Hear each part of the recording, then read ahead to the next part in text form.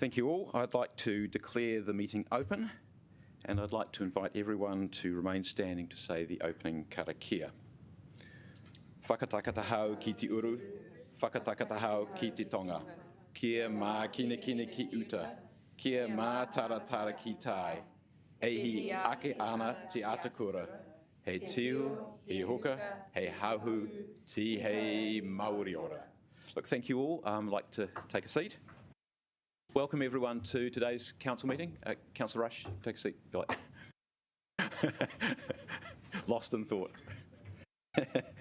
I'd like to welcome and invite Manjeet and Mike from the interfaith community to come and join us. This is, for those who haven't seen this before, this is something that the interfaith community came to me end of last year, and this is a great way of bringing together all the different faiths, promoting understanding in our community, and so there are a number of initiatives we've taken straight away. One of those is having a member of the interfaith community at our citizenship ceremonies, and the next one is to have members of the interfaith community with us here today. So Manjeet, Mike, it's an absolute pleasure, and I think you are going to pray for us as well. Thank you.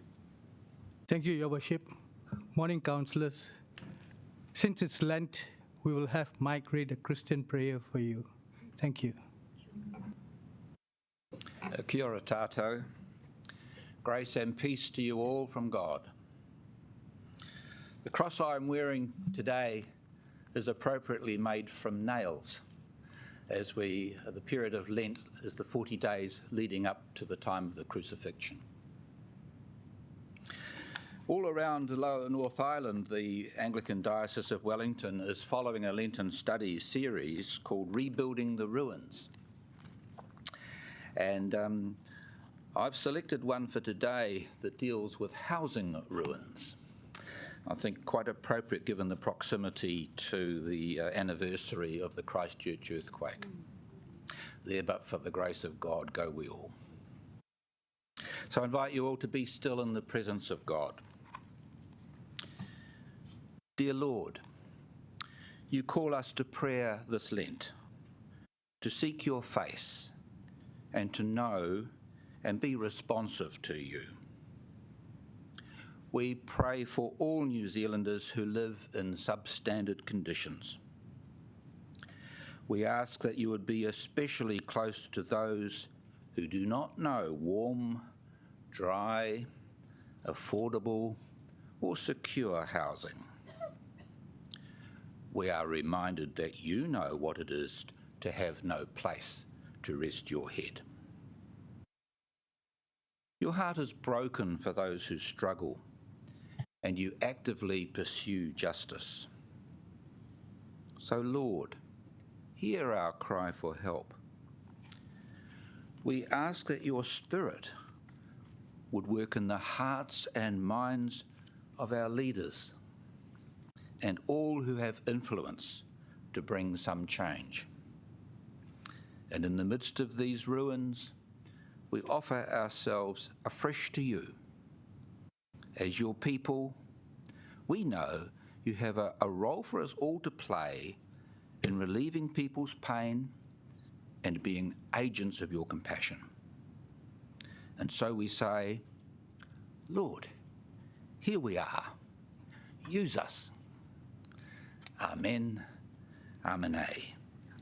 And I would like to conclude with a short blessing that I used yesterday in the dementia unit at the Selwyn Sprott Village in Karori. We take a monthly communion service there. They love singing. I'm not going to invite you to sing. I'd like to extend a blessing to you all. Our Lord Jesus Christ be with you to defend you, within you to keep you, before you to lead you, beside you to guard you, and above you to bless you. Amen. Amen. Thank you. Thank you.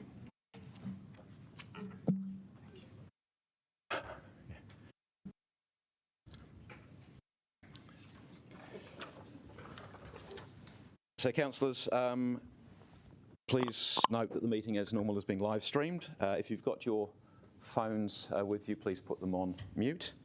And if you need to leave the meeting, please let Democracy Services know. The meeting's going to adjourn about 10:30 for morning tea. That moves me on to apologies. I'm going to move the motion that the Council accept the apology from myself for early departure. I've got to leave around morning tea time for a pre-existing commitment which cannot be moved. So seconded by the Deputy Mayor. I'll ask you to vote on that, please.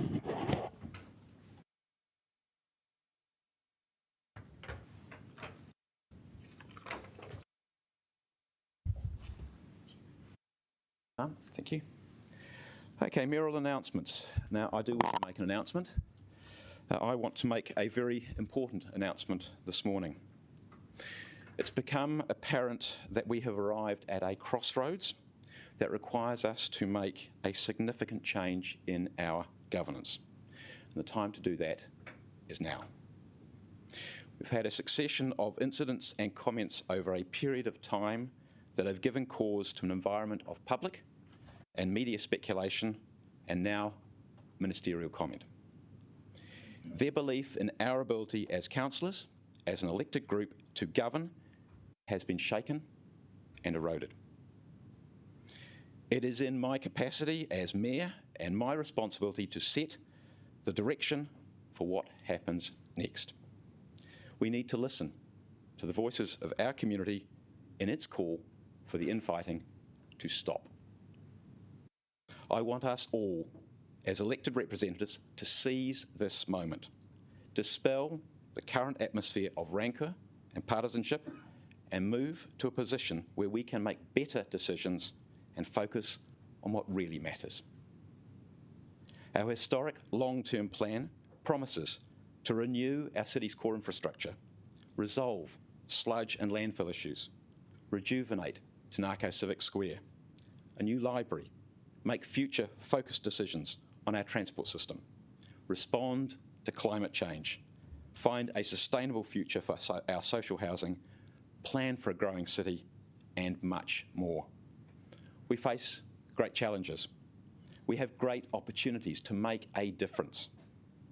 That is our privilege, not to be wasted.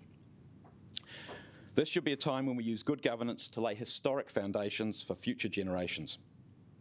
To do this, we need a framework of behavioural integrity to ensure a productive, collective and collaborative council. Yesterday, the Minister of Local Government headlined as ruling out appointing a Crown Commissioner for Wellington City Council, as yet. The fact that she has even formally commented should be of concern to all elected members. The Minister went on to say that her preference is to ensure that local government and councils have the ability to undertake other avenues to be able to strengthen their governance or to seek advice and support. And that fits exactly with my thinking about these matters. We need to find a way forward together, and therefore we need a new set of tools.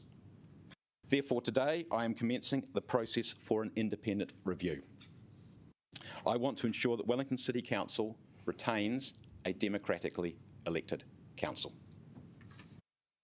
The scope for the independent review, and that includes me as Mayor, the review will examine relevant information pertaining to council decisions, undertake face-to-face meetings with key people, internal and external, observe the governance practice of the council, provide a recommended action plan to allow the council to take proactive steps to ensure it meets the expectations to be a high-performing council as soon as practicable. I notice it is clear to me that we cannot keep working the way we are. Our city deserves better. Look, I'm not asking for a formal vote, but what I am asking of all of you is to consider for a moment and then to stand and show your support for this action. Thank you.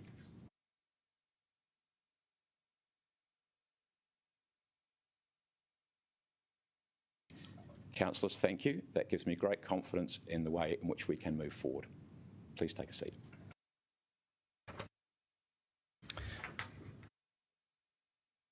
Conflict of interest declarations. I'm going to call on members to declare any conflicts of interest that they may have in relation to the items on the agenda. I see none. Confirmation of the minutes. I'm going to move that the Council approve the minutes of the Council meeting held on the 16th of December 2020. I'm going to move that, seconded by Councillor Pannett. Which is second? Yeah, cool. Thank you. Please vote.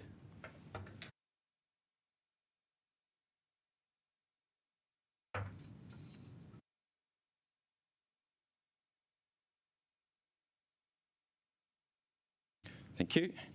There are no items not on the agenda, and that takes me to public participation. We have James and Marianne Bishop from the Newlands Paparangi Progressive Association. Welcome to the table. Lovely to have you here. You are an organisation, so you have 10 minutes. The clock will go on there in a moment. All good to go. And if you want to leave time for any questions, then we appreciate that. Thank you. Thank you.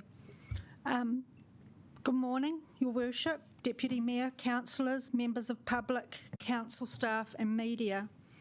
Marianne Bishop from Newlands Paparangi Progressive Association, Secretary and Treasurer. I've lived in Newlands for 24 years. I'm a home owner and a Wellington City Council ratepayer. My husband, James Bishop, is the Newlands Paparangi Progressive Association President. Firstly, I'd like to thank you for the support we received from our Northern Ward councillors, Jill Day, Malcolm Sparrow and Jenny Condy, and thank you to all the Wellington City Council staff for the communication we receive, which we appreciate being kept up to date with what's going on in the council. And a special thanks, because we're here to talk about the park today, to David Halliday from the council for keeping us up to date about the park, and he's been more than helpful when we've contacted him, etc., and working with us. The proposed new name change for Newlands Park, Pukehuia Park, we understand that was the original name for Newlands, and our person that put stuff on our Facebook page put a notification up there on Sunday when I circulated the last email that we had received about the proposed name change and the council meeting today, so that if anybody wanted to raise any concerns, they had a little bit of time to do so. There was one response asking if we supported the motion, which we responded we hadn't received any objections. There were 100 people that had viewed the post and raised no concerns.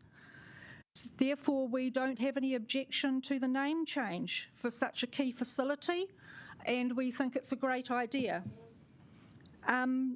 We also would like to thank Wellington City Council for investing in our park, because we know that we have been, as an association, asking for it for a wee while, but it's great to see it coming into shape at the moment.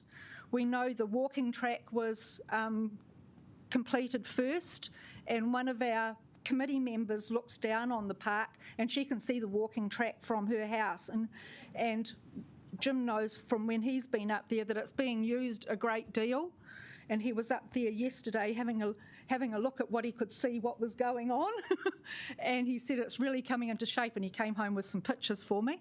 So it's really, really good to see it coming into shape, and we like to say thank you and raise no objections to the name change, and I'm happy to take questions. Marianne and Jim, thank you very much for coming in, and great to see or hear that the park is being used. I know that the round park tracks work really, really well. When we did Karakia, it was a fantastic success. So doing the same thing in Newlands is great. And thank you also for the engagement that you've done with your community to see about the name. That's brilliant too, and to have essentially endorsement of it. That's really good too. Councillor Sparrow. Yep, thank you, Marianne and Jim, for coming in and your positive presentation. My question is, would you have found it useful to have been given more than 1 month's official advance notice that this change of name was proposed, primarily to have let your community know that this was happening, or so that this isn't seen as a leading question, are you quite okay with the amount of notice that you were given? Jim did raise to me before that he felt that we could have had a little bit more notice, but at the same time I do understand that the more notice you give people sometimes, the more they think, oh, I've got heaps of time to respond to that. So it's a bit of 6 and 7, but it may have been good to have been able to have more public consultation. But in fact, that we did put it on Facebook and have 100 people view it in such a short period of time and nobody actually raising concern, I felt that, you know, that if somebody's going to raise concern, they're going to raise it immediately. They're not going to wait for a long period of time anyway. And none of our committee raised concern about it, so we were quite happy with that. But it would have been nice to have had maybe a little bit more, maybe 2 more weeks or something. But it's really hard at the beginning of the year to do that, isn't it? Thank you. Thanks. Councillor Rush? Thanks very much. And John, I've got your email that in response to my query last night. So how many residents does your organisation represent? I think it's around 14,000. Around, I'm not quite sure, but around 14,000. So they're registered. You can email them, and you've got to. No. So how many people? Everybody is all the residents are members unless they opt out. Yeah, but I'm just trying to establish how many people that you have contacted. Oh. Well, other than via Facebook and that, we haven't, and our committee, we haven't contacted anybody physically other than that. Okay, thanks. We find it quite difficult to have constantly a list of people in our community who really want to talk about a lot of things, and when we find out who they are and whether they really want to be in the discussion area, then we will include them in what we're doing. Yeah, if they have a particular interest. But most people are reasonably happy with the way their life is going, but for the fact that we've had COVID-19, which has caused a lot of people to become very introverted and to really be only interested in things that affect themselves. And that has caused some issues, I would say. And in that, I mean, our committee obviously talks to some people in the community and things like that, but no, we don't have a long email list that we email everything out to. People would get overloaded. The committee gets overloaded enough. But yeah, thank you. Thank you. Look, thank you both very much, and thank you for the work that you do on behalf of the Newlands Paparangi community. Thank you. Thank you. Have a good day. Thank you. Councillors, I'm just going to do one other little thing before moving to the first item on the agenda, and that is just to say this is Donna's last meeting with us as a council meeting, and I just wanted to record my appreciation for your work, for your calmness, for your reliability, for keeping on, being able to keep us in line, and for all the assistance that you've given to people chairing meetings and also through the whole democratic services work that you do for the councillors for all the time that you've been with us, and just to wish you all the very, very best for the next stage in your life. So I'd like to give you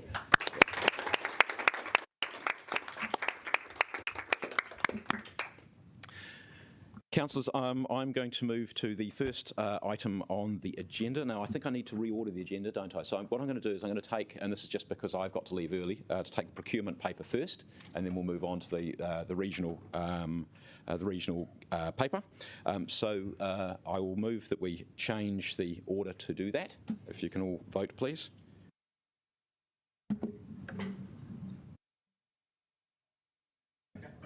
Sorry, we don't actually need to vote unless anybody objects.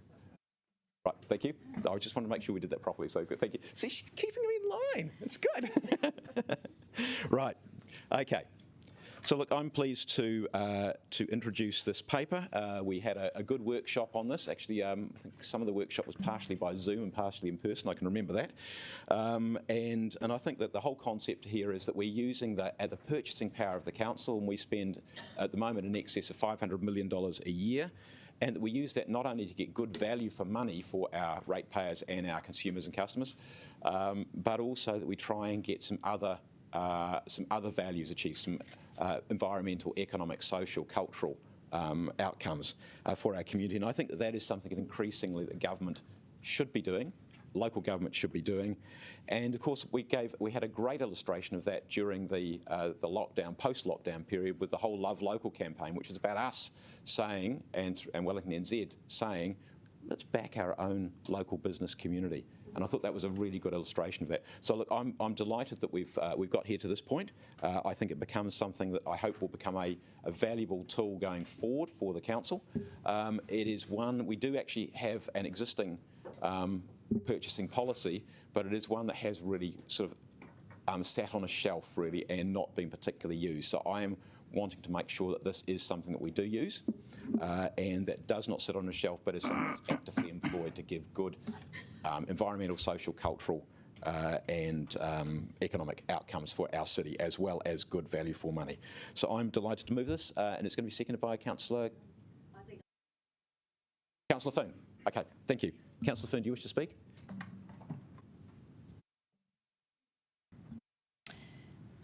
Kia ora and thank you everybody actually for getting the paper to this point, and I especially want to thank our CEO for hearing that that was a really big priority for us in the annual plan, and that you could see that it was a big opportunity for our council to reach out and support our local economy, and it was a wonderful unique song to hear the whole city singing at the same time, and believe me, I would love to hear us singing the same song more together.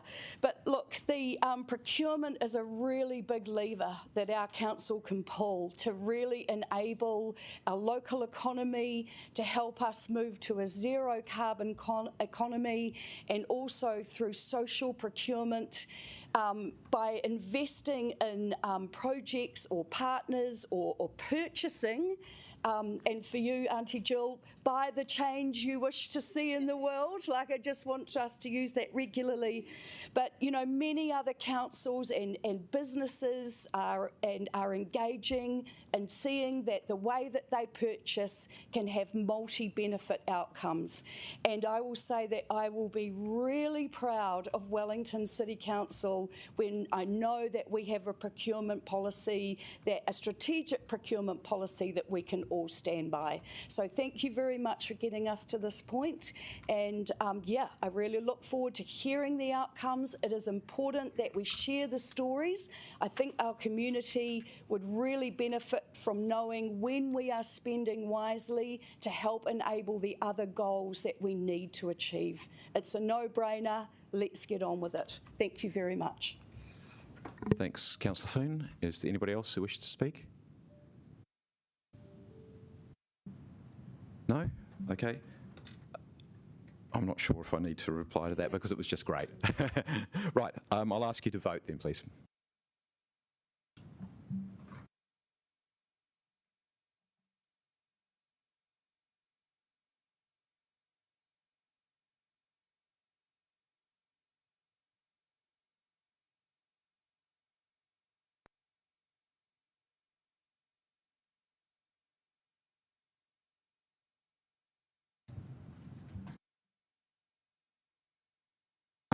Councillors, we're going to move now to the second paper on the agenda, which is the paper on the establishment of the Regional Leadership Committee. Just wanted to check whether there were any questions. I mean, we've had this fairly well covered, but if there are any questions, then we can have those of either Kim or Luke. So, questions? Councillor Panner. Thank you. So can I just double confirm that these meetings will be open to the public unless there is public exclusion? I see there was some reference to the Act. Yep, that's correct. Yep. Okay, so maybe that, just as a minor, could be explicitly noted? I think people will be interested. The other major concern I have, and I'm still on a bit of a knife about whether I vote for this, is around the siloed nature of this committee. Its strong focus on economic development. There's one slight reference to aligning with climate change objectives, but I would like to know whether there's some ability to influence on other critical issues, including housing, as this committee goes. I mean, the main emphasis of the Wellington Regional Growth Framework, which is one of the three aspects of the committee, is housing and housing growth. I mean, that's where the discussion around a regional spatial plan started. So totally there should be a focus on housing, and there's lots of projects and initiatives in there that focus on housing. And while there are only two main ones listed on climate change, they are the biggies around where in the future do we stop, building, and where do we start retreating, and the second one being how do we deal with at the regional level with emissions. So while there's only 2 listed, they're quite big projects. Any other questions? No? Okay. Thank you both. Hang on. Right. I'm going to introduce the paper. Oh, sorry. I have asked some questions overnight. I've had some responses, but they don't... Council on this one, because we are on a paper, can you please stand? Apologies here. Yep. Oh dear, is the independent guy watching me? I'm just, look, I'm not going to, well, maybe Luke, you could maybe help explain what I'm reading, because I've only just picked it up. So, as you know, colleagues, we are expecting a paper in regard to iwi representation on our committees, and this is one of our committees, which, if this paper passes, will involve iwi representation. So, my question was I posted a lot of questions in regard to the paper that is coming to us, which I don't really have the answers to. I guess my question is, Luke, how are we appointing iwi and how are we appointing cabinet ministers?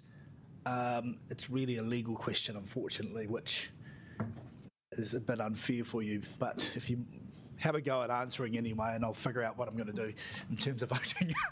I'll do it. I'll stand too. If you look at page 21 of your order papers, so the draft agreement is written as the requirements of the Local Government Act. So under the Local Government Act, only public bodies can actually form a joint committee. You are a public body, so that's why it lists the membership of the committee being all of the mayors, because you're the public body. Iwi are not public bodies under the Local Government Act. Cabinet is not a public body under the Local Government Act. So both iwi and Cabinet,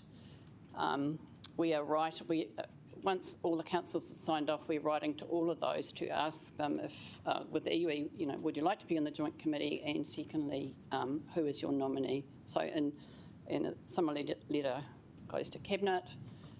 Process-wise, we get the names of all the nominees. The administrating authority takes them to the first meeting of the joint committee, which essentially is all the mayors, and they get put on the committee that way. Sounds like you've thought it through, so I'm going to run with it. Okay, thanks. Deputy Mayor Free? I assume the authorising administering authority is the Regional Council, would I be correct? And can you just outline the complete set of responsibilities the authorising administering authority would have? So at this time, that hasn't been confirmed, but the paper going to Greater Wellington Regional Council tomorrow does include a recommendation to agree, for that council to agree to be the administering authority. So that's what's proposed. The responsibilities are administrative in nature. So essentially, the Joint Committee would use the standing orders of the administering authority, and the administering authority would be the employer from an HR perspective of the members of the Independent Secretariat, and would publish the agenda papers, but that's as far as it goes in terms of being the administering authority servicing the work of the Joint Committee. Can I have another question? Chair, what would be the process for appointing, just out of interest, what would be the process for appointing the ministers and the formal appointment of iwi reps or the recommendation of independent experts? So, so if I deal with each of them, so there is a letter ready to go from Wayne Guppy as the chair of the Mayoral Forum to Minister Woods, asking because the paper is going to Cabinet mid to late March. Well, they'll look to endorse the regional growth framework, essentially inviting Cabinet ministers onto the joint committee. That's the same process that happened at Future Proof Smart Growth, etc. Same with iwi members, so there is a letter going to each of the 7 iwi slightly different. Some are going directly as letters, some are going through mayors or councils, depending where the relationship sits, but essentially asking two questions. Would you like to be on the joint committee, and who is your nominee? In addition to that, just to complete that pack, we will start, assuming all councils sign off this week, we'll start looking for an independent chair from the 1st of March.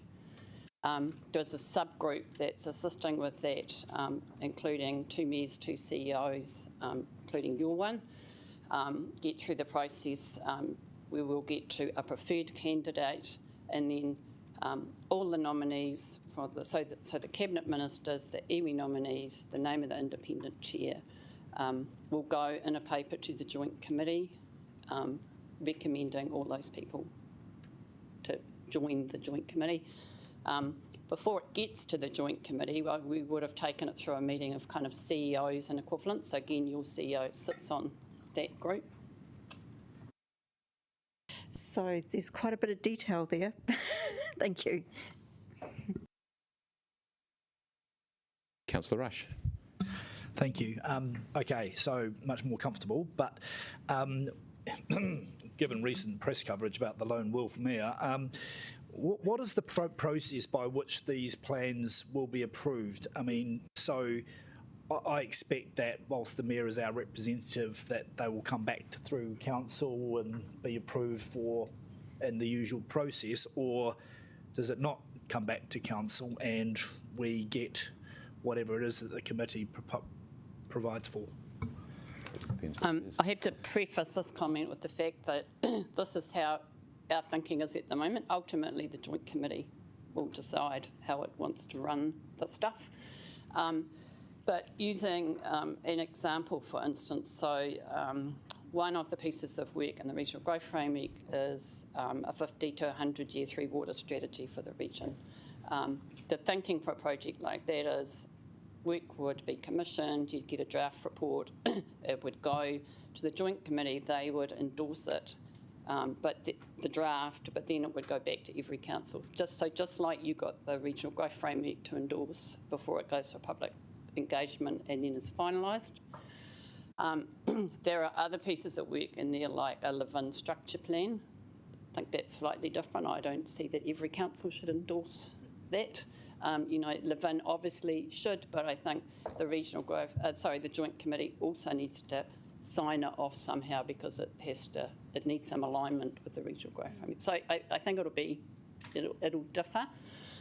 But one of the things we've said is every year when we put up the work program to the Joint Committee, not only will we put up the work and the costs, but also the sign-off process. So make it very clear at the beginning, this piece of work is going out to each council and this piece of work isn't, rather than get to the end and have a debate. Thank you. I think that's all. I think that is now all the questions. Thank you. That was very, very valuable. Okay, councillors, I'm going to move the adoption of the paper. Now, this is essentially the next stage in the process. We've already been through the process of actually agreeing the actual plan itself, the scope of the plan and the scope of the work. This is basically to say this is the committee that actually will oversee the governance of that process. I'm just going to reflect back on some of the comments that people have made in question, but for me, the key thing here is that there is a government expectation that we are working together collaboratively as a region. And, obviously that's been something which has been, people have looked at the Wellington region for a while and said, look, there's a lot of councils there. Can we work better together? And is there a formal structure to do that? Now, this is basically providing for that. It's bringing iwi into that conversation as well. And I think the other thing that is really important is we've often said, do we get the ear of government? And perhaps we haven't collectively got the ear of government as much as Auckland has in particular, and as much as Christchurch has needed to have. This would allow that to happen because it will mean that there will be key relevant cabinet ministers around that table in the conversation there. So that's a direct conduit from local government to central government about what the needs of the region are, and I think that is a very, very important thing. There is an issue there for me that we will be one voice out of best part of 20, and we are by far the biggest authority. We are the capital city, and so it's going to be very important for us and for the region to actually respect that, but equally for us to respect the roles of each of the other councils and the other areas within our overall rohi. Councillor Rush, you raised the issue of the role of councils, and I think that Kim quite clearly answered that. So, for example, if you think about land use within our area, if we're doing our planning, we will be saying, well, look, we think we need to do it this way. Now, and we would have to make those decisions. However, the committee as a whole, the regional committee, might look at that and say, well, does that meet the requirements around transport servicing, around sustainability, around making sure that an area is appropriate to be developed? It might be it's about protection of important growing soils. It might be it's about not putting people into harm's way in terms of flooding or sea level rise. So there's a whole lot of different things, and it may well be that a particular part of the region says we want to develop, and the rest of the region's going, yeah, we're not so sure that's a particularly good idea in that particular location. Because what has tended to happen, and I know that when we were out last year in Lower Hutt at the Dowse, and the conversations were being had about, well, look, we want to develop here, here, here, here, and here. All these greenfields develop, and I'm looking at that going, and you want to be carbon neutral and sustainable.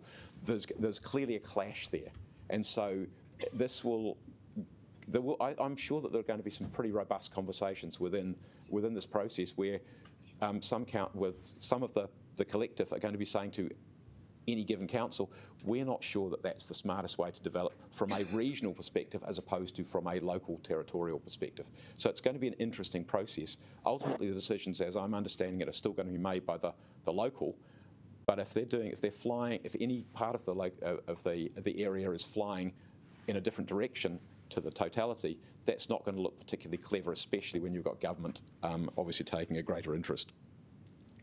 And the two other things I wanted to mention, front and centre of this is, we are growing, and this is about how do we provide for the housing, how do we provide for the transport needs, the infrastructure needs, but we do that in a way which is sustainable, and we do that in a way which is affordable. And I think that those are the key objectives here. I know that there is going to be one amendment that Councillor Condi is going to move just to clarify the role of Wellington NZ. And if I can just comment on that. At the moment, Wellington NZ, as it stands, we are the 80% funder. Greater Wellington is a 20% funder. Now, obviously, if a body is going to be the regional economic development agency in a true sense, clearly that's not a funding mix which is sustainable. So that will be if it's going to be that kind of thing, it means that the rest of the region will have to have a conversation about serious money to go into regional economic development, not 50,000 here or 20,000 there or 100,000 there. It must be serious money. The other alternative, I think, is probably a more Wellington-based service contract, and we'll see how that works. That's a discussion still to have, and I think if I remember the wording of Councillor Condi's amendment is basically keep the options open there, and I think that is eminently sensible. So happy to move, and seconded by, who's going to second that one? I think you were Deputy Mayor. Okay, well, I'll move. Somebody like to second?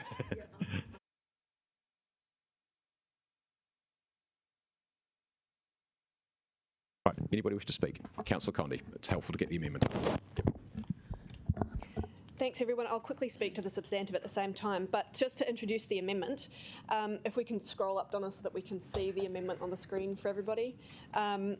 So essentially what we're saying here is that this committee is being established and is going to be replacing the Wellington Regional Strategy Committee, which is the current committee that has governance responsibilities for Wellington NZ. And the plan is for that committee to be disestablished. So we're going to have to come up with a new plan about what we want to do for the governance arrangements of Wellington NZ. Since I've become chair of the CCO committee, it's become clear that there's real challenges in the political governance of Wellington NZ because of the disparate number of councils that are involved, and I think it's my number one goal to try and improve that as much as possible as the chair of the CCO committee. So I don't want a decision to be made on this on the fly because we have to make other important decisions about this committee. I think it's important that it gets its own attention, that it has its own conversation. That was essentially the intention of this amendment, is rather than signalling a direction, that we keep it open and we say we acknowledge that this work has to be done, but more conversations need to be had, including with Wellington NZ and how what their thoughts are on the matter. Just to speak quickly to the to the committee itself, the leadership committee, I think I also have some concerns, but I am definitely going to be supporting the establishment of the committee. The Wellington Regional Strategy Committee before it hasn't been particularly effective in its role. And so I think, my question continues to be, how can we make sure that this committee, with even more people on it, is going to be effective in its role? And I think that's the challenge that we have to look at this going forward.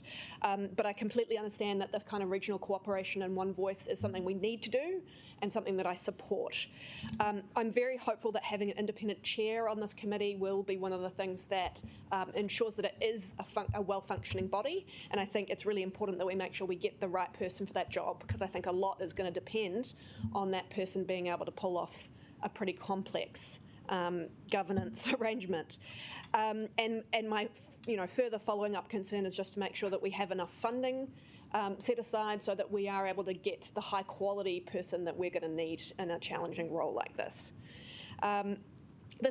There have been committees like this set up around the country before, but this is going to be the largest of any of these groups in terms of membership. So it is a challenge, and we are going to have to work hard across the region and as a group here to make sure that we set it up as well as we can for success.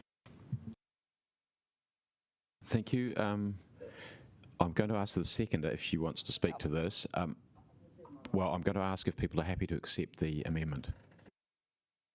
That's good. Right, okay, so the amendment's accepted.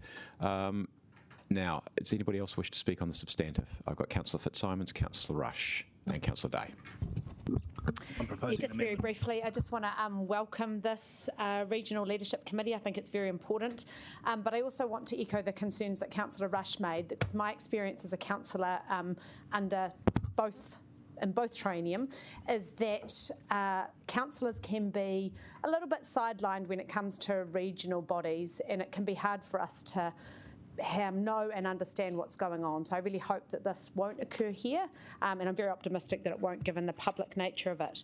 But I also think this Regional Leadership Committee raises a wider point around amalgamation in the city. We have 62 elected councillors in the region. That is half of the New Zealand Parliament. And I don't think that's contributing to cohesive regional decision making. And if you look at the reforms in water, Let's Get Welly moving, around the spatial plan and regional planning, I think these all point to the need for us to seriously consider and start having the conversation about amalgamation. And I welcome this group as providing an opportunity to do that. Thanks, Councillor Fitzsimons. Councillor Rush.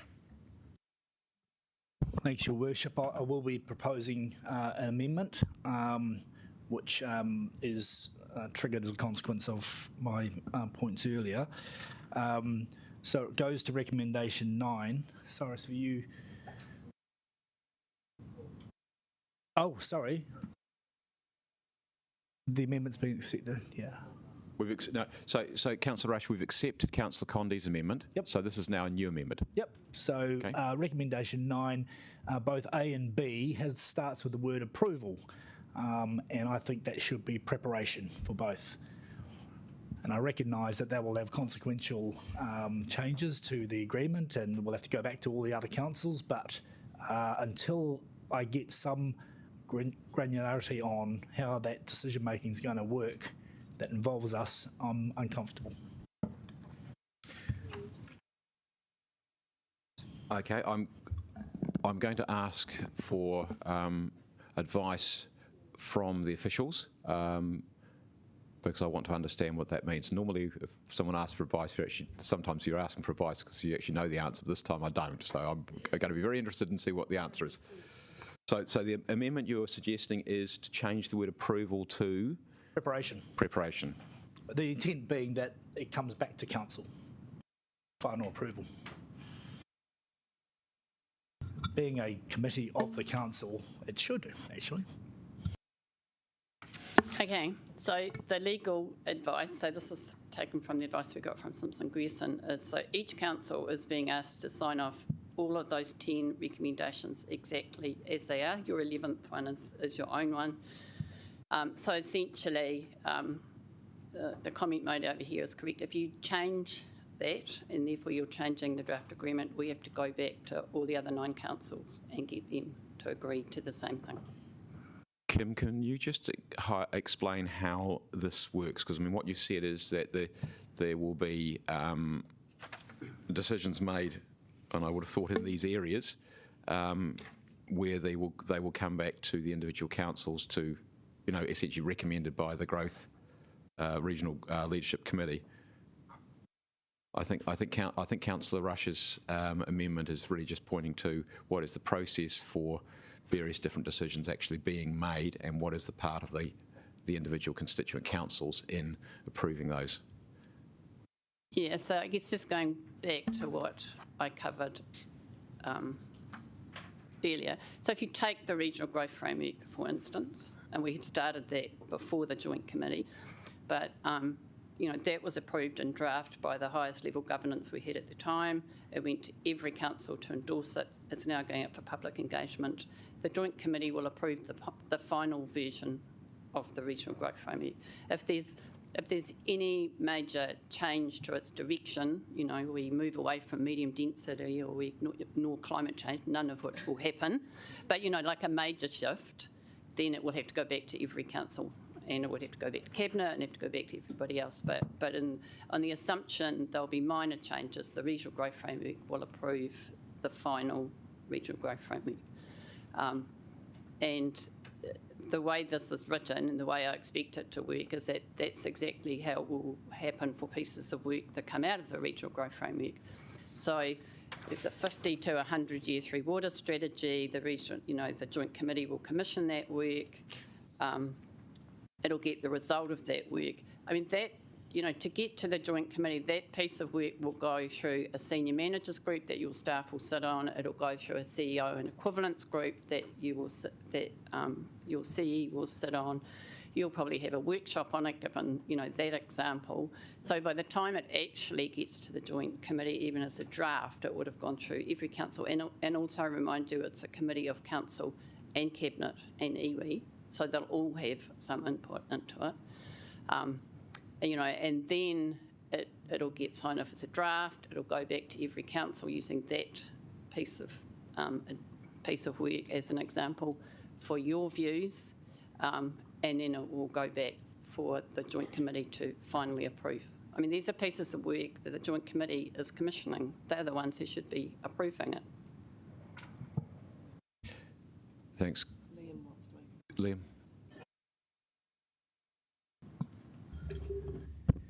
Thanks, councillors. Mr. Chairman, I thought it might help, because I think what I'm hearing, certainly from Councillor Rush and Councillor Fitzsimons, is some assurance around the program of work and the ability and oversight this council might have on that program. And it may be that not within this agreement, it's appropriate to note that councillors direct officers to report frequently on the program of work and matters relating and impacting on Wellington City Council over time, and make that quite solid. It sits outside the agreement, but it gives officers direction that we need to come back and report where required, not only in the program, the annual work program itself, but also any matters relating to and impacting on Wellington City Council. Councillor Rush, I'm advised that if we, I'm advised that if we are to make any changes at all, it will mean that the whole thing's got to go back through however many councils have already approved it, which I think is most of them. And I guess I'm asking you whether you still want to pursue this and just, or alternatively take the comfort of both the processes that Ms Kelly and that Mr Hodgetts have outlined, that there will be plenty of opportunity for council to have an input into this process on the way through.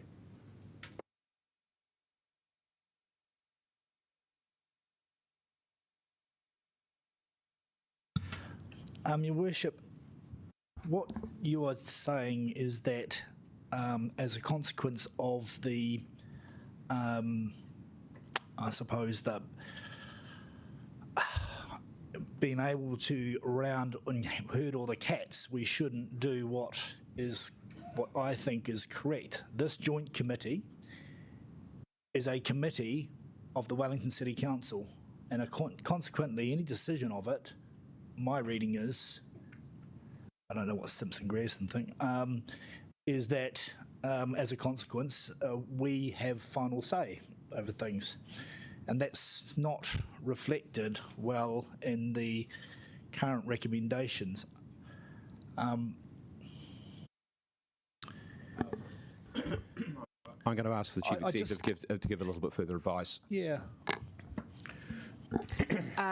Look, Your Worship, that's not correct. What you're doing here is a different matter, which I'm sure technically can be better explained by the officials here today. But you're setting up a joint committee on behalf of all of the local authorities of the region and of the Hora Whenua, in agreement with Cabinet and in agreement with Mana Whenua. And what you're doing here is enabling that committee to make decisions, not that they should go back to every single independent entity. I think the reassurance here is that the process going on here for what will be regional objectives will be well socialised through every participating member. And that the actual powers and authority of the authorities of the individual councils are not changed by the appointment of this joint committee. Now, if either of you wish to add to that, please feel free.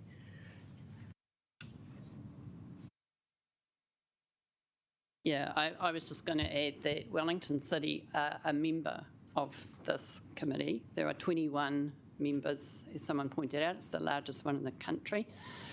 So you are a member of that committee, as are all the other councils, as is Cabinet and our 3 iwi. So it's not a committee.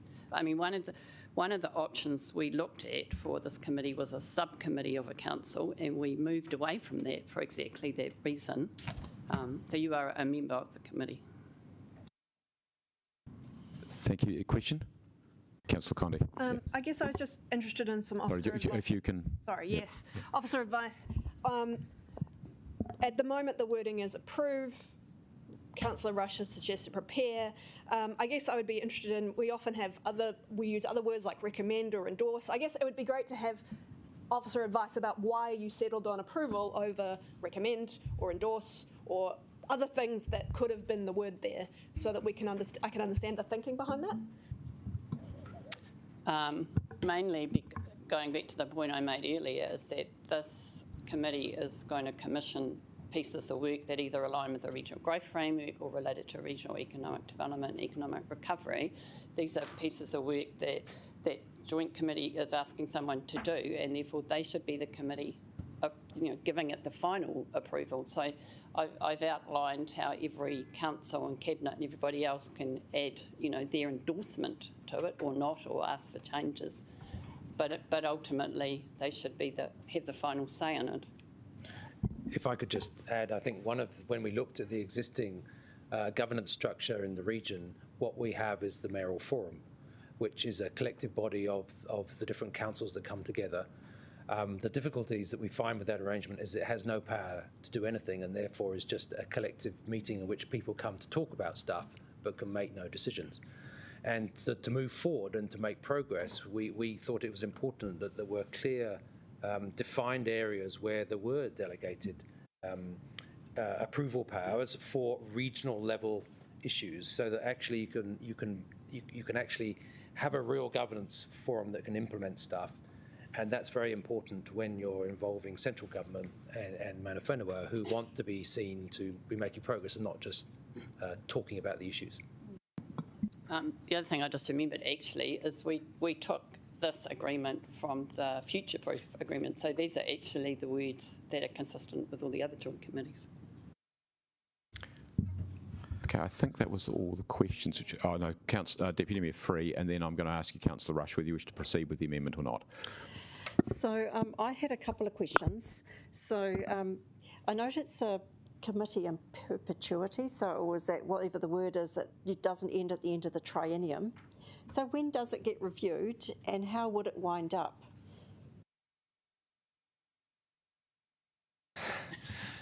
I think the answer would be it would be reviewed on a triennial basis as we go through the triennial agreement with all of the local governments in the region. We would look to see whether we thought it was working and whether we should carry on in that arrangement, and any changes that would be foreshadowed that we wanted to consider making to the arrangements.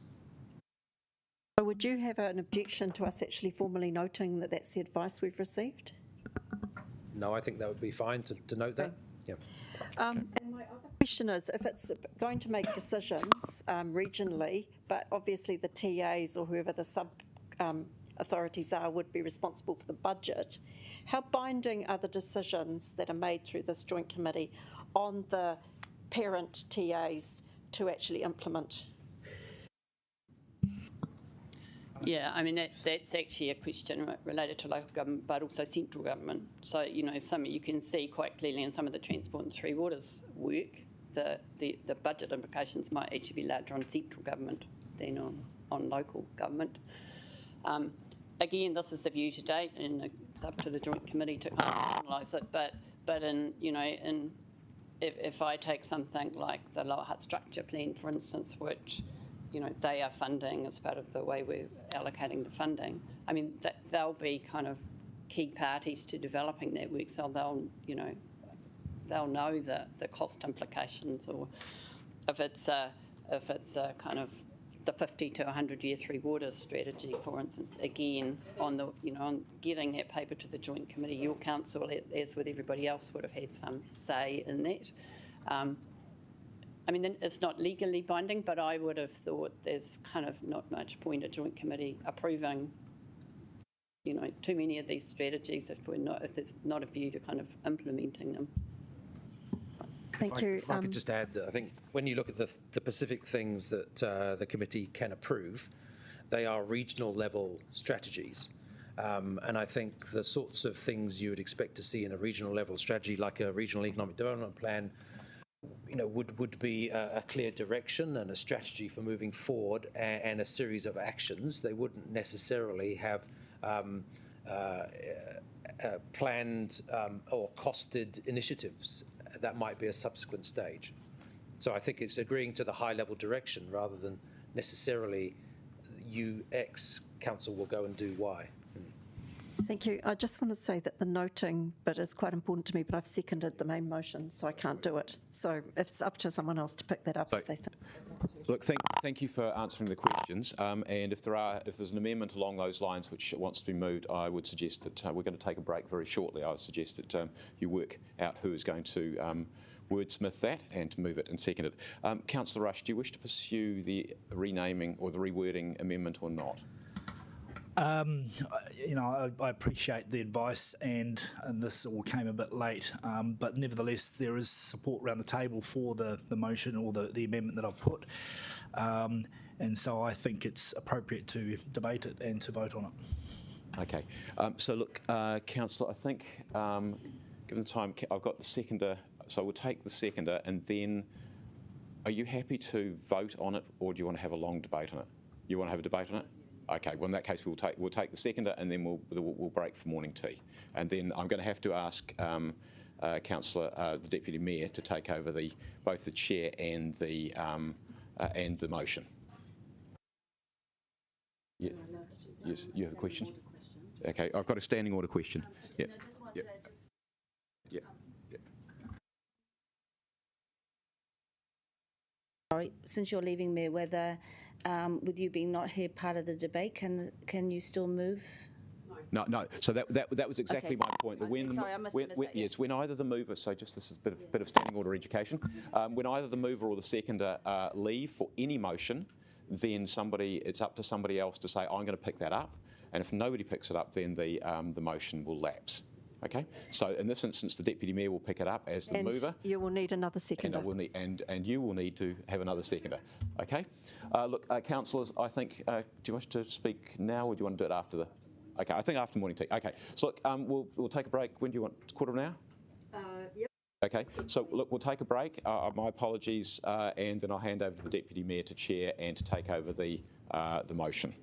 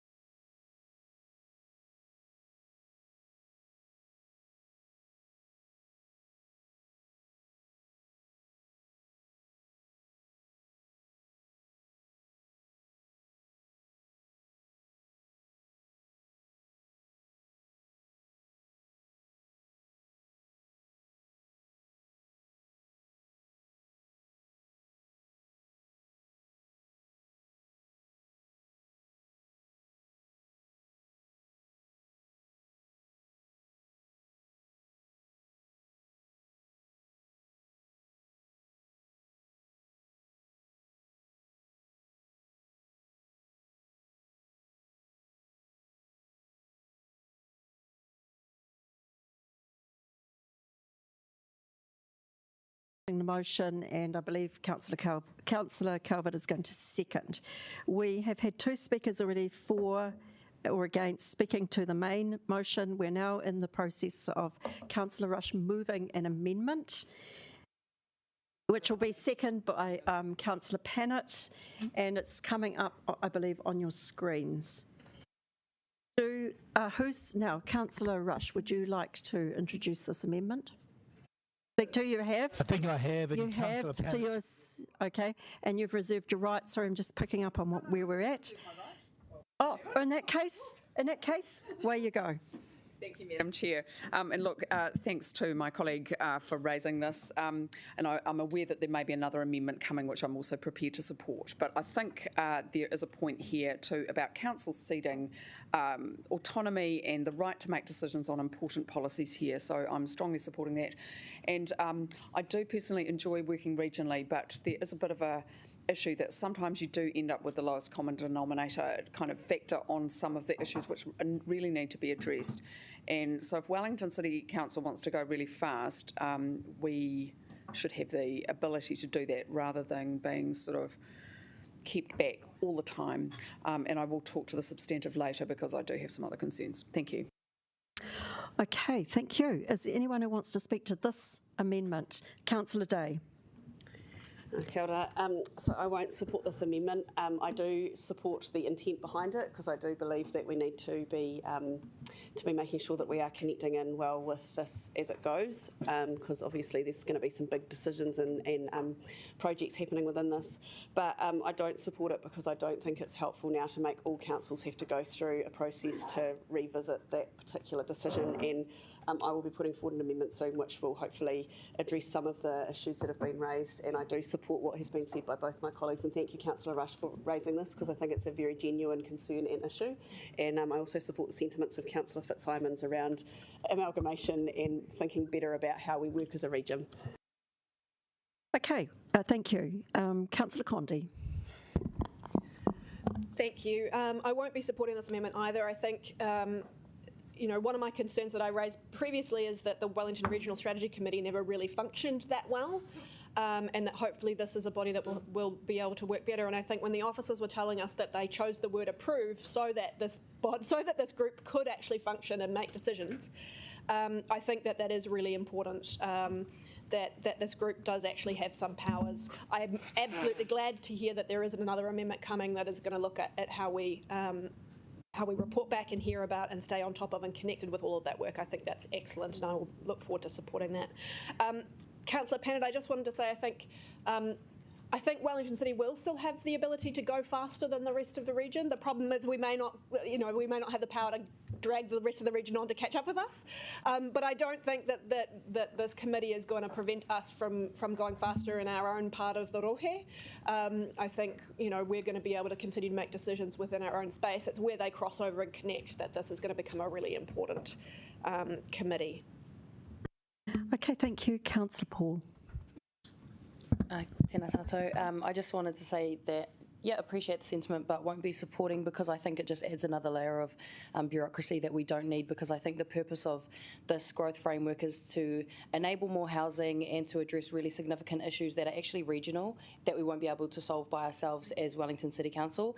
And I think there are already really good layers of accountability built into it. I'm part of the Regional Climate Change Committee where we'll be making the adaptation plan for the region and the emissions reduction plan for the region. So I think, and there's also the regional waste committees, there's plenty of regional subcommittees that will feed into this. There's the economic development arm. So I think by the time you realise that all of us will be involved in some way or another, you don't actually need a further level of approval from us on this. So I think we need to move quickly. There are already layers of preparation and accountability, and I think the consensus decision making will be of benefit, because I don't think any cabinet ministers or any people that we have good relationships in the region will approve something that we're vehemently opposed to.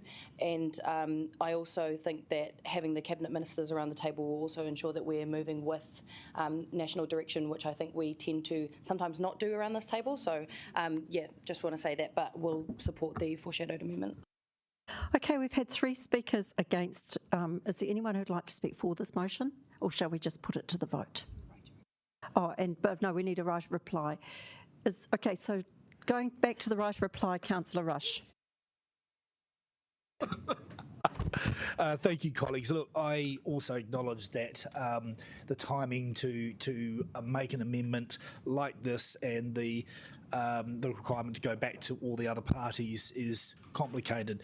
I don't think, though, that should be a barrier to doing what we think is correct, and it's concerning, and I've had this in other walks of life, that the only reason why we don't do what we think is right is because it would be problematic. And I guess it's maybe a message there to perhaps let's give us a heads up earlier. And so anyway, I recognise also, though, and I celebrate the sentiment around amalgamation. I wasn't in Wellington, I think, when I certainly wasn't paying attention to local body politics the last time the amalgamation discussion occurred, and but I have championed the aggregation of the water infrastructure and a regional approach in the water space, and I think we need it in transport. I think we need it in housing. I think we need it in mana whenua. And you start thinking, well, wouldn't it be just good if we elected one council and then we would all have elected officials? So, I think, and I'll leave this to a debate on the substantive, but perhaps maybe another model would be more appropriate. I'm concerned. I'll leave that there. I've got some more to say on the substantive, which some of the other colleagues have already raised. Thank you. I think we can put this amendment to the vote.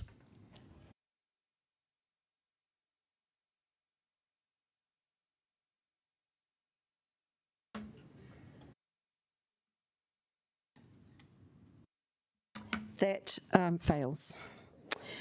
Does anyone want a division? Or does it not matter? Doesn't matter? Okay. Oh, divisions are automatic in council. Right. Are there further speakers to the substantive amendment? Well, you can introduce that now if you like and put it up. Yeah, and I'll speak quickly to the substantive as well. I'll start with speaking to the substantive. I just want to acknowledge and thank everyone who's been working on this. I know it's been a massive project. Working with this many councils is not easy, and thank you very much for navigating that and making sure that we have a really sound starting point. I just want to acknowledge the mahi of Te Mataroa Māori, which is the regional economic group representing Māori, and just want to highlight that I'd like to make sure that they are really involved in the development of the economic strategy. It's really important that a Māori perspective is included and that we're empowering Māori voice. So I know that the iwi members will be asking for the same sorts of things, but I just want to make sure that I've said that now, that I want to make sure that Te Mataroa Māori are included and incorporated right from the beginning. So with these amendments, this is really just to address what was discussed before, so I don't really need to go into it, but this is making sure that we are getting good feed-in and feedback, and that council, and the number 13 is also about making sure that we review how it's working, which I think is really important when we set up something new, that we are checking and seeing if it is actually meeting the needs of the entire region. So I don't know who's seconding this actually. Someone? Oh, thanks, Councillor Paul, second it. Thank you, Councillor Paul. Do you need to speak? Can we just put this one to the vote? Yeah, okay, let's just put this one to the vote. No need to take it separately. Happy to vote together.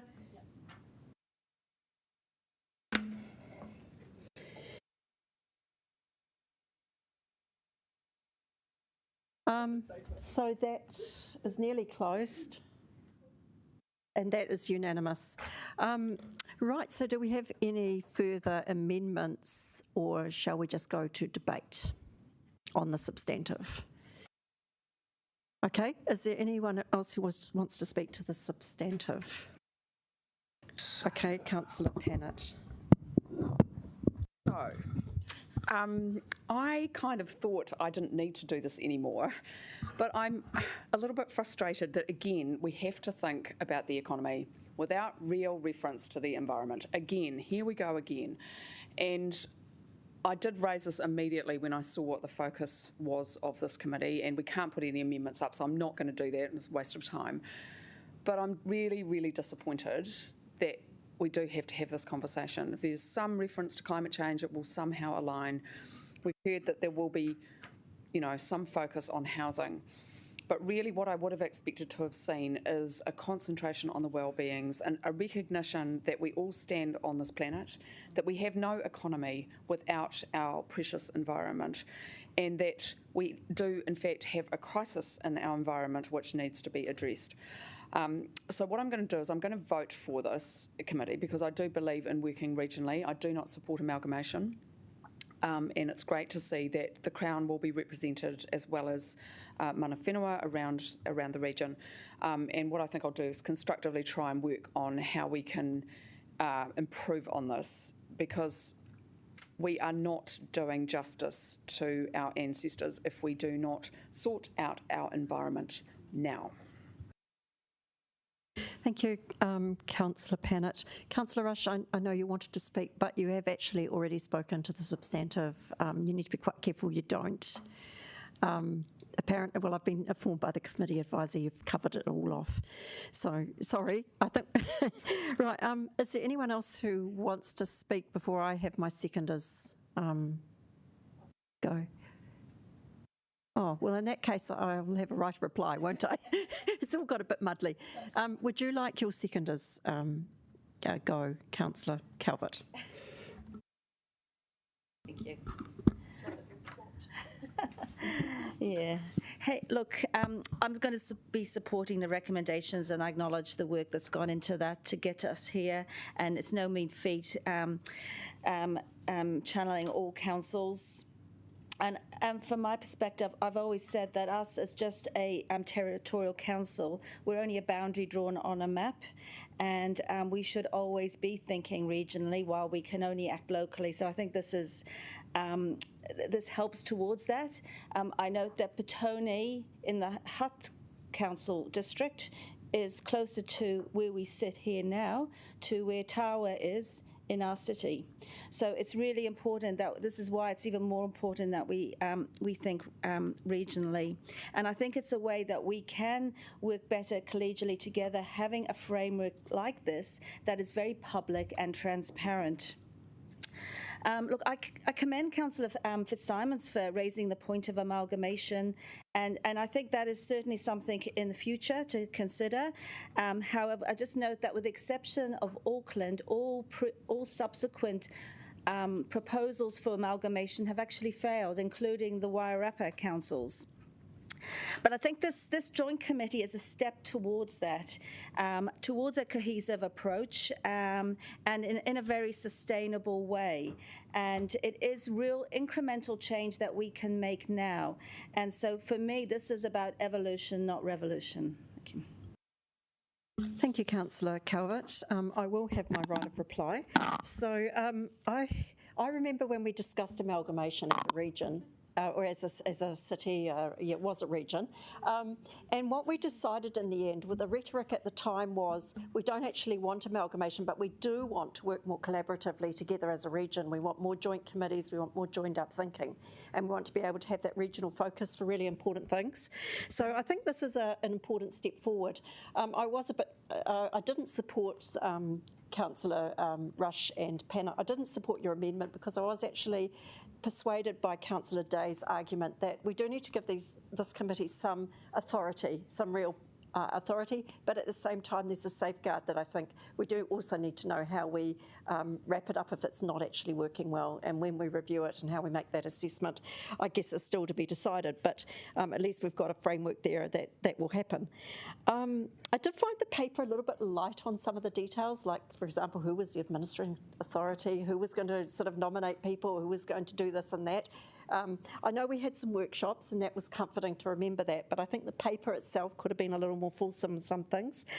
I was comforted because I'm a person who feels like Wellington City only gets one vote on some of these big committees, but I was comforted by the notion of consensus decision making. And again, I want to echo the thoughts that were made before, that requires a very skilled independent chair. I've been involved in consensus decision making through the Greens, and it's a really great process when it works well.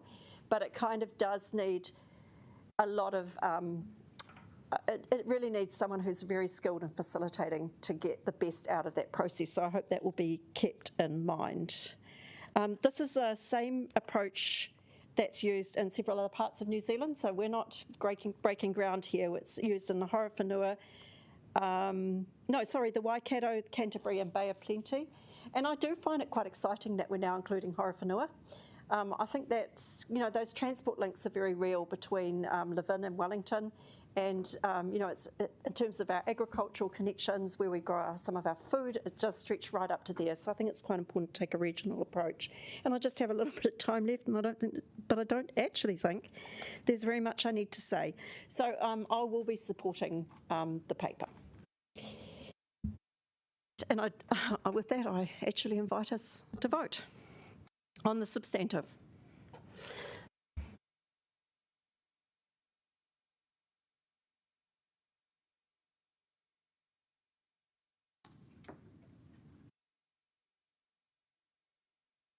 That is carried.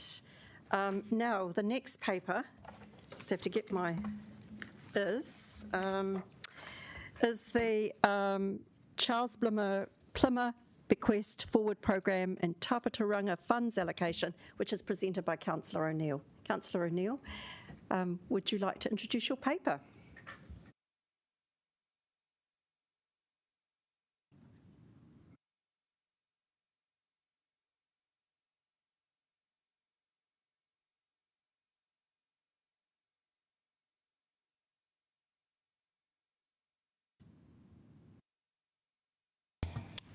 Kia ora, councillors and council.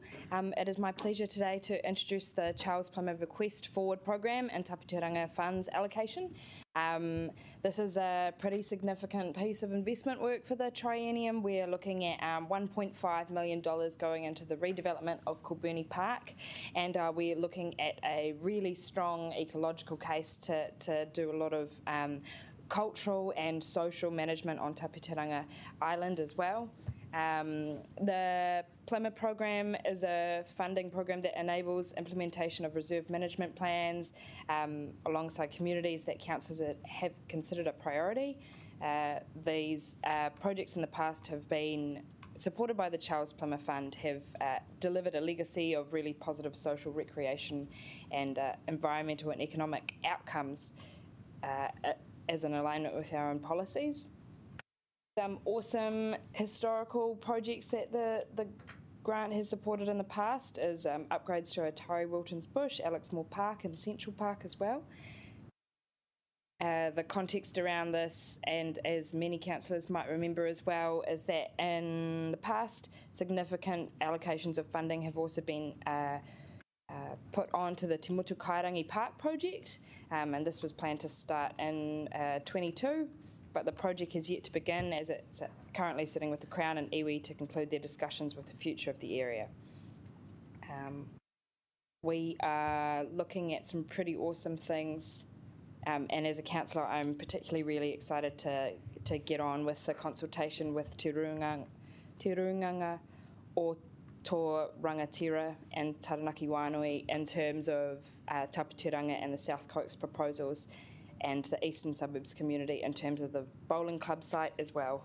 And then lastly, just to conclude with the fact that on Saturday, Councillor Fitzsimons, Councillor Foon and I had the privilege of going up over to the rocky and hilly parts of the South Coast with the 4-wheel drive club, and we were joined by Capital Kiwi and Forest and Bird, and it was really awesome to see the amount of in-depth thinking that has gone behind the history of this part.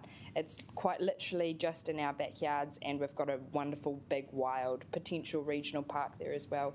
And it's really awesome and complimentary that we come into council, and the next time that we're voting on things, we're voting to increase the impact and ecological work for a site like this. And so I'm really pleased to present this paper, and Councillor Young is going to be seconding. Councillor Young, would you like to speak now?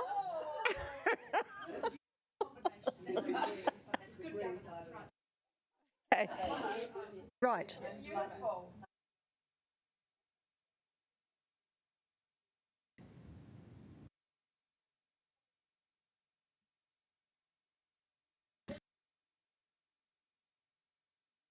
All right, order. So there are two significant trusts that have transformed Wellington. One is the McCarthy Trust. One is the.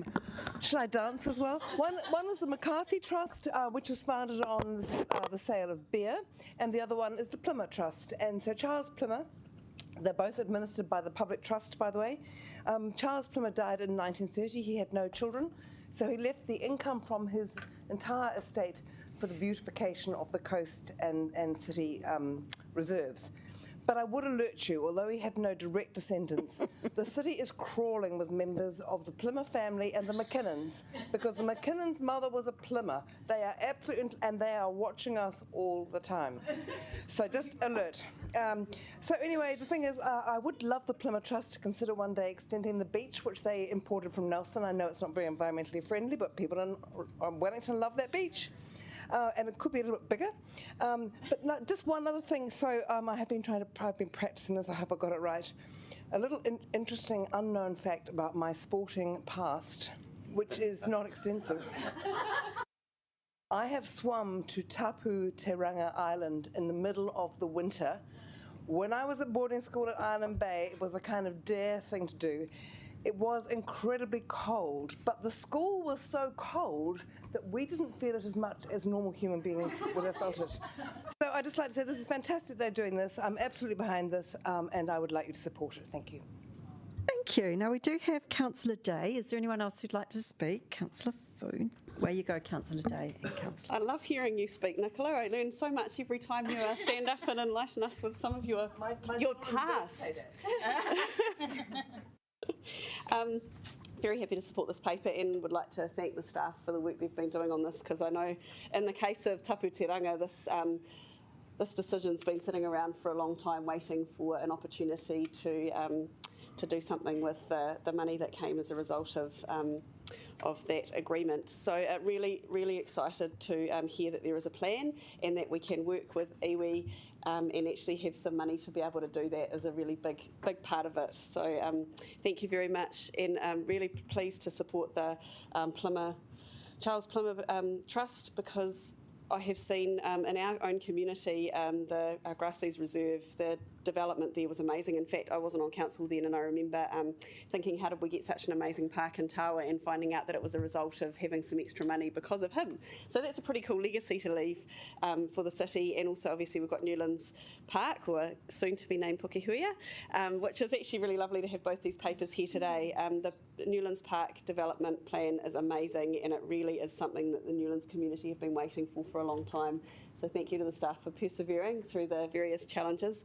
But yeah, really happy to support this. And I also just want to acknowledge that staff have thought strategically about how we manage, the various projects, and giving time for the iwi Crown partnership to develop over Te Motu Kairangi. And I think it's important that we acknowledge that it's our role to allow that space to do the right thing. So we're making sure that there is plan in there for the future, but that we are now focused on something which we can do over the next few years. So very happy to support. Thank you.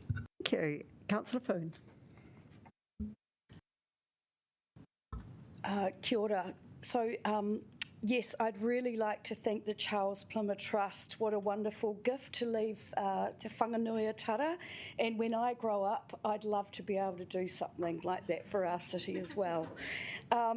Just at the moment, I've been reading a book over summer called Happy City, and understanding that intensification is where we need to go to get to a zero carbon future.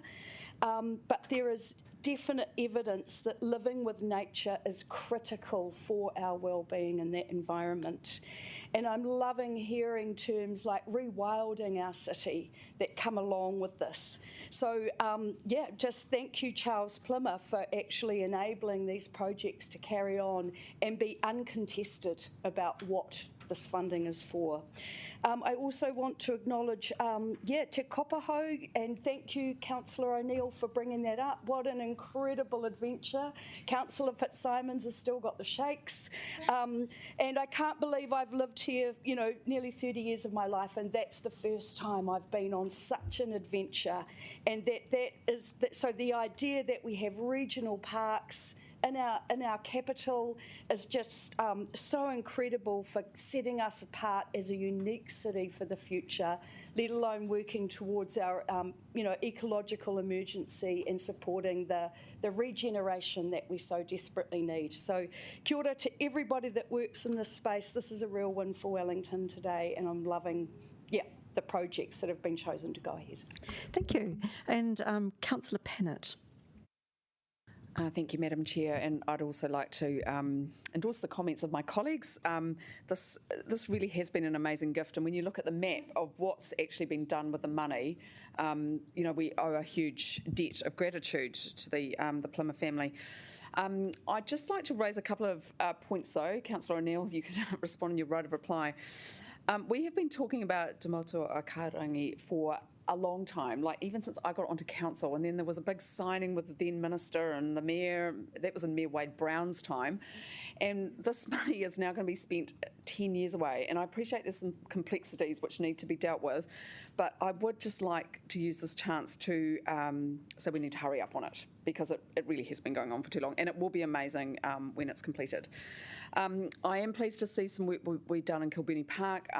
We know there are big flooding issues there, and it's great to have had the reassurance from staff that there will be some green infrastructure done. We are going to now finally do something, which will be really helpful. And just a little shout out, I'm sure Councillor Young will support me on this, to our wonderful ward, where there are some really good projects, Queen's Park, Flagstaff Hill, which I'm very familiar with. I would like to see if we can get some money into those two projects. I get that they're not the highest priority for this particular fund, but those local areas are really important, and particularly important, thank you Councillor Foon, as we do intensify, we must have access to nature. That is absolutely part of the contract. But anyway, a good news to celebrate today, and obviously I hope that we can shout out about this, that we continue to green the city. Thank you. Now, we have had 3 in favour, so I'm going to actually say that unless there's anyone speaking against it, we'll go to right of reply, which is you, Terry, and then we'll vote. Councillor O'Neill.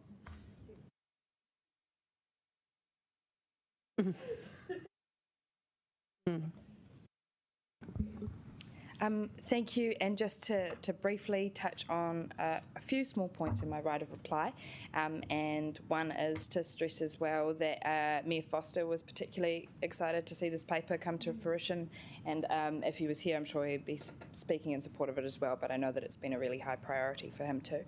I want to thank Beck and Paul for all your work on this as well. I'm notorious for forgetting to say these things within first introducing the paper, but to understand the amount of work that you've gone through with the community to get to this point is not insignificant at all.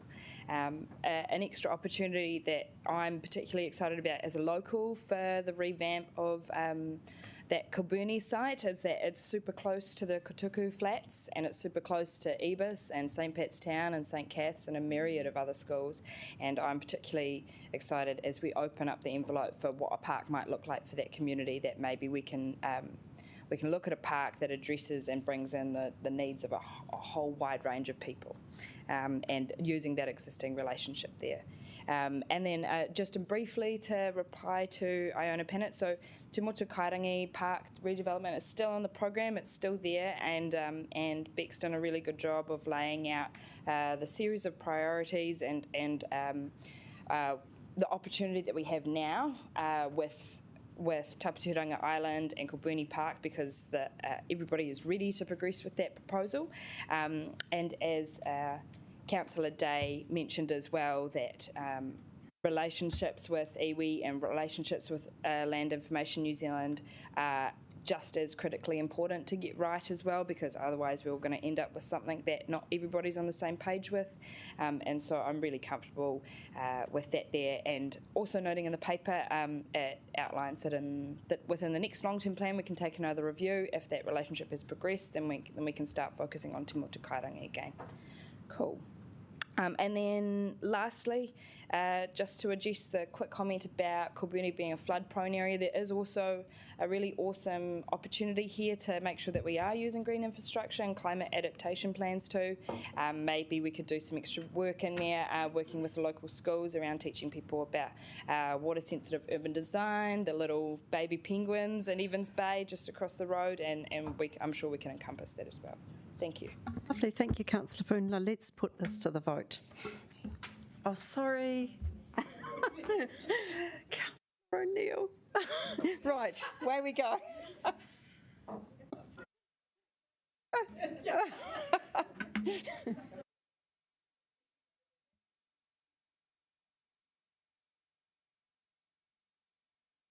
That is carried.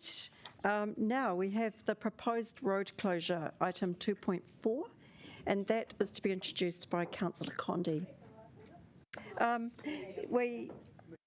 We've done the reserves naming paper, have we? Oh, okay. Rightio, sorry about that. Okay, so you're right. We've been referring to it so much. Yes, it feels like we've debated. Okay, so item 2.3, the reserves naming paper, Pukehuia Park, Newlands, over to Councillor Day. Kia ora anō. I'd like to begin just by acknowledging and thanking the officers, David, Joel and Nikki, for the amazing mahi on this. This has been in the pipeline for quite a while. I keep wondering when it's going to come up, and it's lovely to see it on today's agenda. I'd also like to acknowledge Marianne and Jim for coming in. I know they were encouraged to come in and share their feelings of it. It does help us to hear from the community, and I think they articulated quite well their support for it. So Pukehuia, Hill of the Huia bird, feels really important for us. This name is a reminder that we can't take our indigenous species for granted.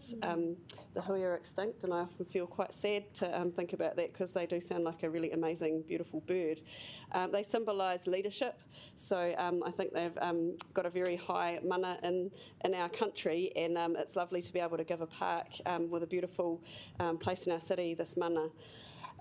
So the name is consistent with the Council's naming policy. This proposal definitely ticks those boxes, and the process adheres closely to the policy. It's important to note that this should technically be viewed as a correction, as we know that this was the original name for the area. And as the paper states, it's not actually clear as to why Newlands is called Newlands, which in itself is quite funny when we're talking about names having meanings. We don't really know if it's named after Thomas Newland or New Land, which I'm pretty sure people who were living here before it was called New Land, if that's what it was, didn't see it as New Land. And important to note that this is supported by Taranaki whānui, who acknowledge ngā haue whāo papararangi as kaitiaki of this area, this rohe. And I just also want to up front address the conversation and question from Councillor Sparrow about timing and the community's feelings about that. I think to reflect, usually Council is being criticised for the opposite, that we're too slow. We know what our plan is and what our process is, and this name makes sense. So it's great that Council has got on with it and done it, and I think actually giving 4 weeks notice to the community is pretty good. And they, as Marianne correctly said, if people didn't like it, it would only take them a matter of minutes to tell us. And there wasn't any such thing that happened. So I think it's really encouraging that the community has seen the value in this. And I'm really, really happy to support this name for the park. So, and I've got Councillor Sparrow is going to second it. Councillor Sparrow, do you want to speak now?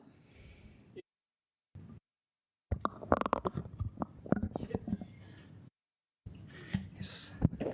Yeah, I think that Pukehuia has a very nice ring to it, and we have already been given details as to the history and meaning of the word. However, there's always a however. There are 2 aspects of the process for getting to this point that I do wish to comment on. These queries having been directed my way. One that has been brought to my attention is on page 11 of our naming policy, and that reads, renaming of open spaces / gifted names. The Council will not generally consider renaming open spaces, with the exception of introducing dual names following engagement with mana whenua. In these situations, gifted te reo names reflecting the history and or characteristics of the feature/open space will be welcome. So my question is, are we adhering to that process in the way this is being handled? So I'll just leave that floating. My other query is whether we should be giving the community more notification that this is taking place. The president of the Granada Village Community Association has sent us an email in which he states, other than 6 groups, including 2 local residents groups, in Hauiwha o Papaparangi, virtually no member of the public is remotely aware that such a change, which could possibly be contentious, has been proposed and very likely will be ratified by council and officially take place. And he goes on to say, I would request you consider this objection during your deliberations at the Wellington City Council meeting to be held on Wednesday the 24th of February 2021, which is right now. End of quote.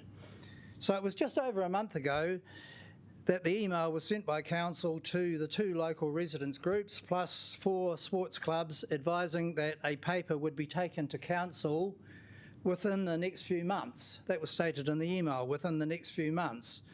And here we are just a month later. I think these community groups could possibly have played a bigger part in letting their communities know of the proposed change if they had been given more advance notice.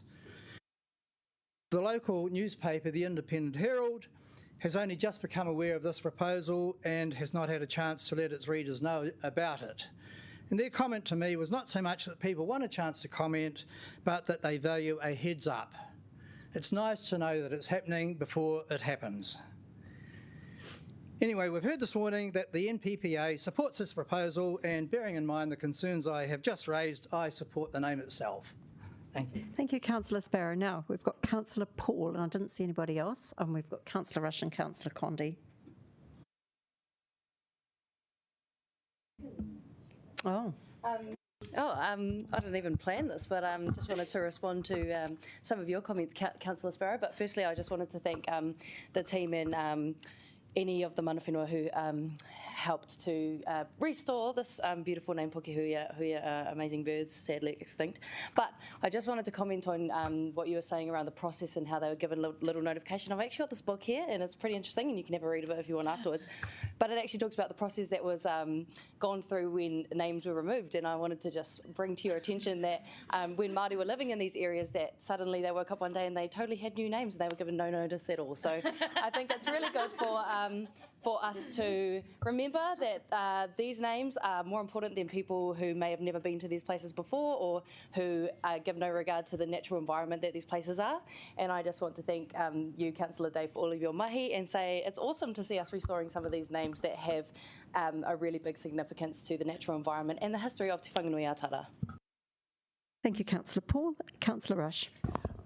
Yes, Madam Chair, I think we should get officer advice on whether, because it looks to me like at a minimum this park should be renamed with a jewel, not on its Pukehuia. Yes. Can we get some advice on that? Because the paper says the paper actually addresses that. Okay. It actually talks about why it's all right. Okay. Name. If that's the case, then I don't think we will need it. You may disagree, but you need to read the paper. Okay. Do you want to carry on with your debate, or are you happy? Is that your point? That was going to be a question for officers. So, unlike so I will go on with the debate. I won't be only a couple of minutes, but I don't think it is consistent with our policy, and I also think that the engagement is less than adequate. I reached out to the Granada Village CEO. He's been there for 30 years, and his concerns were relayed as Councillor Sparrow set out. I also reached out to one of the sports organisations this morning, Wellington Rugby. I don't know why you'd pick Wellington Rugby, but anyway, the CEO came back saying didn't know of any contact being made, not to say that couldn't have happened. So I do think that this is going to be a shock to the community, and I do support the name change though, but I think that, as Councillor Sparrow has said, that we need to take the community with us, and I don't think we're doing that. Right, thank you. Councillor Condi. Thank you. I think, as Councillor Day has said a number of times previously, the naming policy is relatively new. And as we've started to actually use it and implement it, I think we're kind of getting the hang of it and learning these lessons as we go along.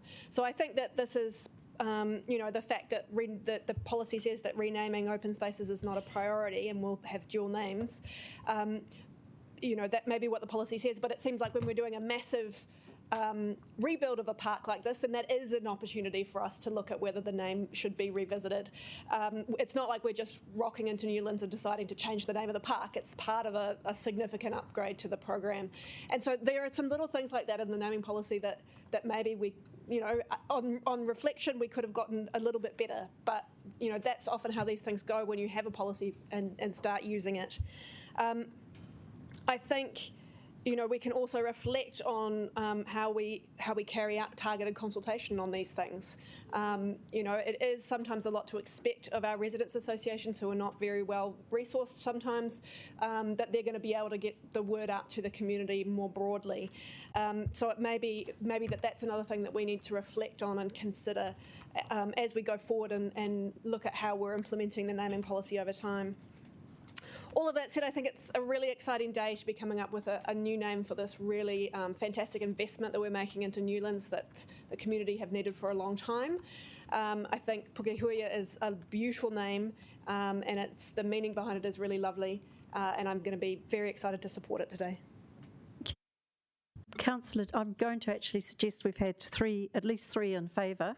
Unless there's anyone who wants to speak against it, I'm going to go to your right of reply. Councillor Day. Thank you. I just want to acknowledge Councillor Sparrow. There doesn't have to be a hurdle. We can just look at this for what it is and see that it's a process which we are working through to try and establish some balance in our community, which is what the policy was always aiming to do. I feel like we're making progress because we have a bit of negative commentary, but actually people are still willing to vote to support this, so that is a good sign. I have learnt over the past 4 years that process has become the code word for I don't really feel comfortable with this. And so what we have to do is we have to learn to be leaders and to go, okay, sometimes this is a little bit uncomfortable. Not everybody in the community will love it, but there will be plenty of people who will go, this is really cool. This name is awesome. It has meaning. It's been there for a very long time. And we're now going to see it again and hear it again in our community, which I think is awesome. And this concept of consultation and going out and engaging with groups, I think people get really confused because they sort of treat it like we're going out to get a consensus decision or we're doing like a poll of what people think. That's not what this process is about. We go to the community groups to talk to them to find out if they think there are going to be any issues with this name. And what happens is, in the example of Glenside, when we did some street naming recently, Pukehuia actually came up as a name. And I said to them, you need to be aware that there is actually a park that will potentially have that name. But then they also brought some issues up that they could see with some of the names that were being proposed that they knew about locally. So what we go to those groups for is not necessarily for them to go out to their community and say, do you all agree with this? It's to say, does anyone see any issue here? And it may be that we've missed a piece of information about the history or something we don't know about the word or who was there. And they can help us because they are local experts, and they are. They generally are people who have been involved with a place for 30 years. But saying that, it's not about getting everybody to go, oh yes, this is all wonderful and lovely. It's about us taking that information and applying it. And that's what our staff do. They gather all that information and then they go, okay, is this the right thing to put forward? And sometimes it changes. Sometimes it doesn't happen. And in this situation, I know that there's been a lot of backwards and forwards, also talking with Taranaki whānui. So I know that we have to trust that our staff are actually also holding this process for us. And I feel really encouraged and excited that they have done a really good job with that. And I want to say I don't want process to always be the thing that slows it down. I don't want to slow down te reo Māori usage in this city. I want to speed it up, and this is about that process. So thank you everybody for your mahi on this, and I really look forward to saying this name out in the community every day. I think you've done an excellent job, and it is a beautiful name. Let's vote.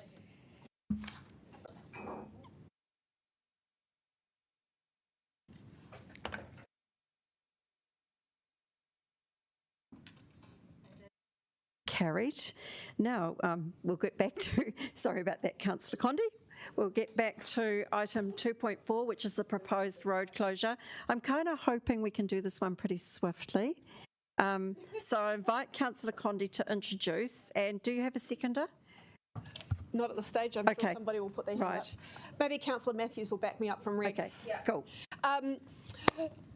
Very quickly to introduce this proposed road closure. Normally this would come to Regs, but I'm guessing this is coming to us because of the short notice. One of the things, this is a proposed road closure for some filming to take place on Holland Street off of Tory Street. This is a minor little laneway that comes off of Tory Street. One of the things that we hear from Wellington NZ, who look after all of our filming permits in the region, is that Wellington's a really open city to film in, and it's seen as a very easy city to film in, and it's a really important part of our reputation in this industry. And so the standard processes have been followed in terms of this, and there have been no objections, so I recommend it to you that we close the street for this day. Now, the seconder was Councillor Matthews. You don't need to speak? Okay. I saw Councillor Foon there with a hand waving around, and Councillor Young. Councillor Foon. Kia ora. I have worked on Holland Street for a few years, and when I saw it, I rang one of the businesses along the street, and she was delightfully able to tell me that she had been notified. All the businesses were ready to go, and was thankful for the call. So I do just want to shout out to the staff in the process that we did get to the businesses on this, so thank you for that. Good to hear. Councillor Young.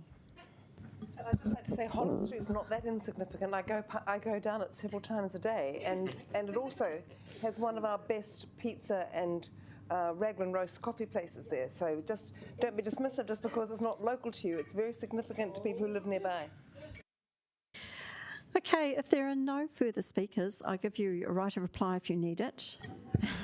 I would like to apologise for any besmirching that I might have done of Holland Street. I merely meant to give people some information about where the street was and what kind of street it was, not to diminish its importance in our city. Thank you. That having been satisfactorily cleared up, let's vote.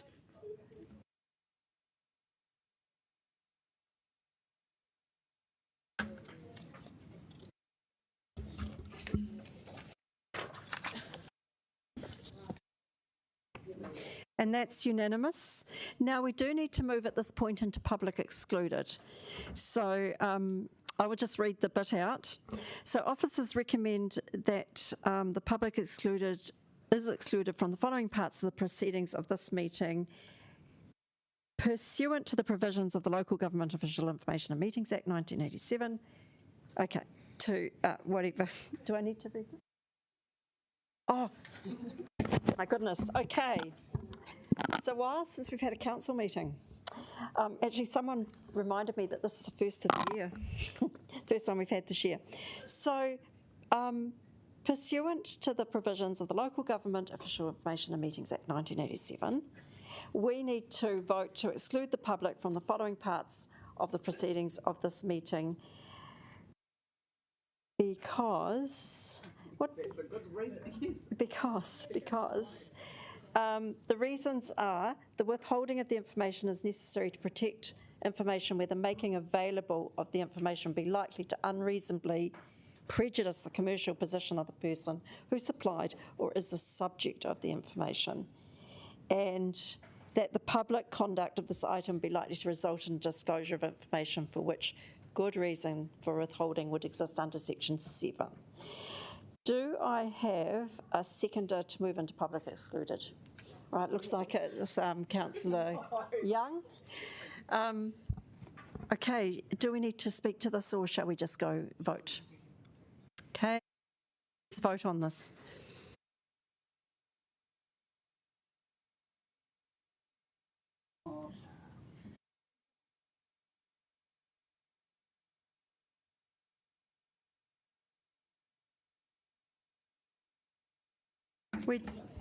Oh, Councillor Foon, yours didn't go through for some reason. We do have it noted that we review the public excluded status once the transaction has been settled. So it will be made public at some point.